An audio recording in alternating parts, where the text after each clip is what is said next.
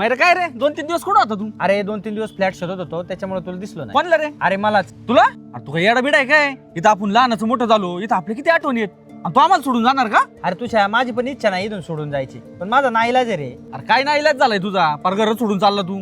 अरे तुझ्या आम्ही एकतर राहतो 3ऱ्या मजल्यावर, आईचे एक तर सारखे गुडघे दुखत असतात, तिला चढ उतर होत नाही, त्याच्यामुळे म्हणलं कुठेतरी ग्राउंड फ्लोअरलाच फ्लॅट बघू. अरे मग एवढंच ना, आईला एखाद्या चांगल्या डॉक्टरला दाखव ना. डॉक्टर सांगतात ऑपरेशन करा आणि ही ऑपरेशनला घाबरते. तू आईला फोन लाव, मी बोलतो.